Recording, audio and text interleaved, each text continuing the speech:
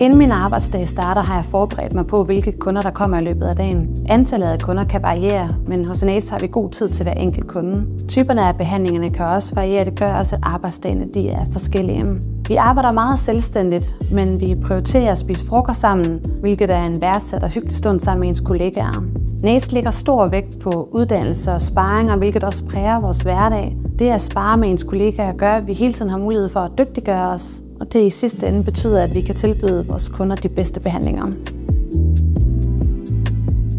Der er sindssygt mange udviklingsmuligheder hos N8. Der er både, at man kan nørde i det fagtekniske, man kan få lov til at undervise på vores akademi, og man stopper aldrig med at lære, og det er også et speciale, hvor man aldrig bliver færdig med at blive dygtigere. Det bedste er at kunne være med til at skabe smukke og naturlige resultater, der gør kunderne glade. Derudover er det dejligt at være en del af en virksomhed, hvor vi har det rigtig godt sammen kollegialt, og det er både i de enkelte klinikker, men det er også på tværs af landets 9 klinikker.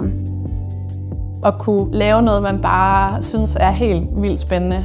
Udvikle sig, føle, at alle dage er faktisk forskellige, og at man aldrig kommer til at kede sig i det her. Man får lov til at blive dygtigere, og der er faktisk nogen, der hjælper en. Og ja, så får man løn for at have det helt vildt fedt.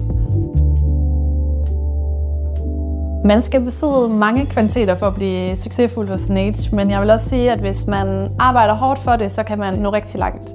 Selvfølgelig så kræver det, at man besidder den rette indstilling. Man har en personlighed, som gør, at man er dygtig til at skabe en relation. Man er god til at arbejde med sig selv, og man er villig til selv at gøre en indsats for at nå sine mål. Til gengæld bliver man virkelig også belønnet og anerkendt, hvis man har flere for det her. Der er stort set ikke nogen begrænsninger for, hvad man kan lære.